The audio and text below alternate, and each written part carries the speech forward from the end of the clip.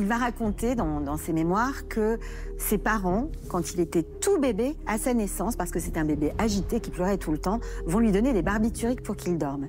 Et il dit qu'il y a des photos de lui à 7 semaines où il est la tête penchée comme ça, et il dit où j'ai une tête de drogué, ça fait beaucoup rire mon père. Mais finalement, c'est déjà le début de l'addiction pour moi. Quand Matthew a eu 10 ans, il a commencé à fumer. Puis, à 14 ans, il a commencé à boire. À 14 ans, il boit sa première gorgée d'alcool, même sa première bouteille d'alcool. Il trouve que c'est la meilleure chose qui lui soit arrivée. Et c'est comme ça que commencent les addictions. Je n'avais jamais bu auparavant. Et j'étais en train de boire cette bouteille en entier de ce qui s'appelait Amar's Baby Duck. C'était le nom du vin. Et je me suis couché dans l'herbe et j'étais au paradis. Et je me suis dit, ça doit être la voie à suivre, ce que les gens normaux ressentent tout le temps.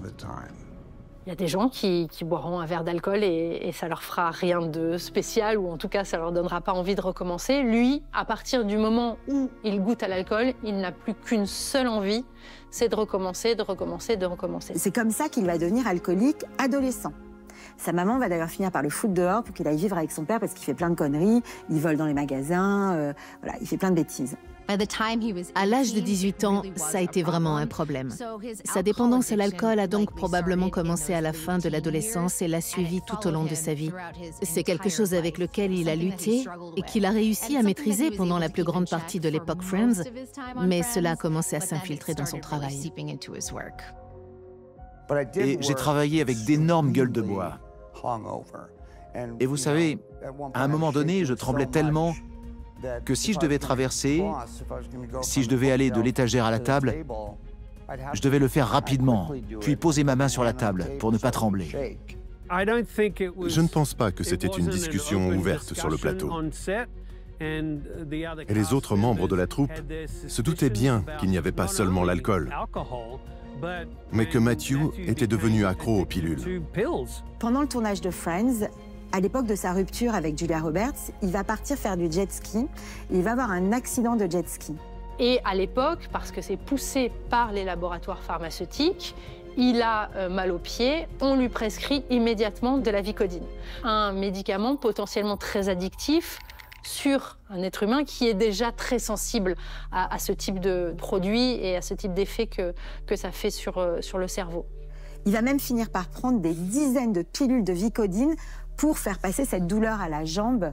Il était extrêmement dépendant et a perdu beaucoup de poids.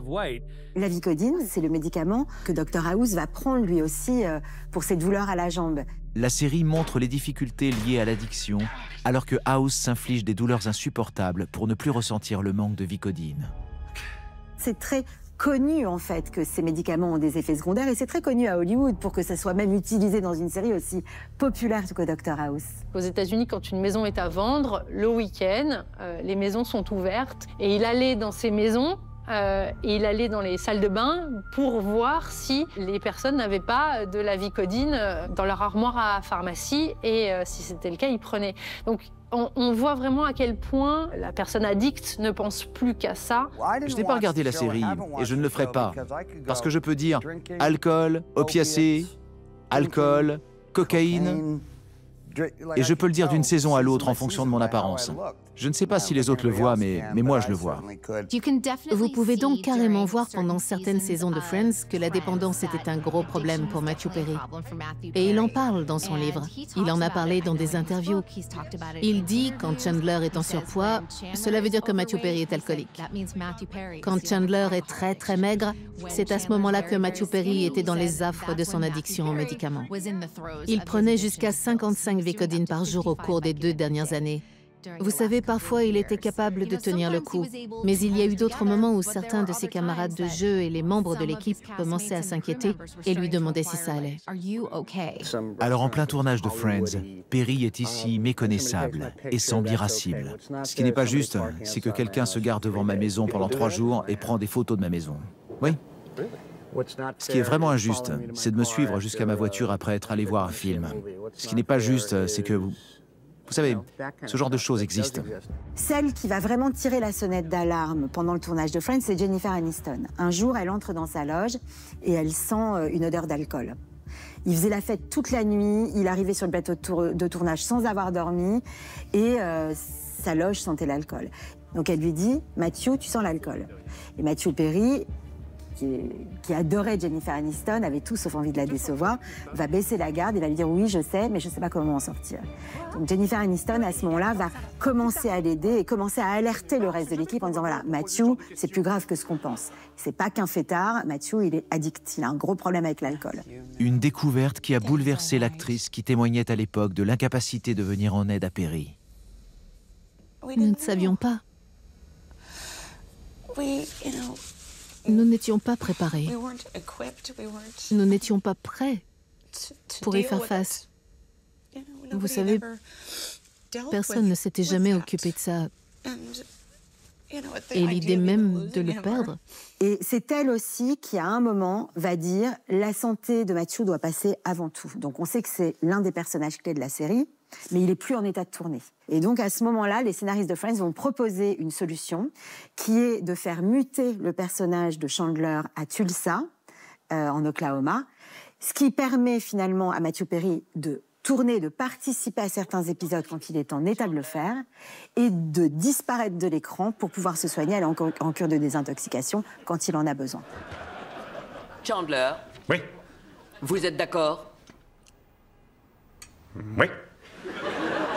Eh bien, le problème est résolu. C'est Chandler qui va aller diriger notre bureau à Tulsa. Vous allez voir, vous allez adorer l'Oklahoma. Il est allé en cure de désintoxication 65 fois au cours de sa carrière avec Friends. C'est quand même 40 ans d'addiction, l'histoire de Matthew Perry. Combien d'argent a-t-il dépensé? Il a dit qu'il avait dépensé entre 9 et 10 millions de dollars pour la désintoxication. Il a fait 15 cures, il s'est désintoxiqué 65 fois. Vous pensez juste au temps qu'il a en quelque sorte perdu avec la dépendance et l'argent, alors qu'il aurait dû profiter de sa vie et profiter de sa fortune et de tout le reste. Mais il luttait contre la maladie. Je dis dans le livre que si je mourais, ça choquerait les gens, mais ça ne surprendrait personne. Et c'est ce que je fais en écrivant ce livre. C'est pour ça que j'ai voulu le faire. Je voulais juste parler des hauts et des bas, parce que les gens souffrent. Et peut-être que s'ils entendent une histoire de quelqu'un qu'ils ont vu à la télévision et qui est pire que la leur, ou identique à la leur, ils seront remplis d'espoir, ce qui est l'essentiel. Alors que le monde d'Hollywood était encore sous le choc des révélations de Perry, le pire allait survenir. Matthew allait encore une fois défrayer la chronique et faire pleurer les fans à travers le monde. Nous sommes de retour avec une alerte Fox News. L'acteur Matthew Perry est décédé à l'âge de 54 ans. Des sources policières disent à TMZ que l'acteur a été trouvé mort dans un jacuzzi dans une maison de Los Angeles où il semble s'être noyé.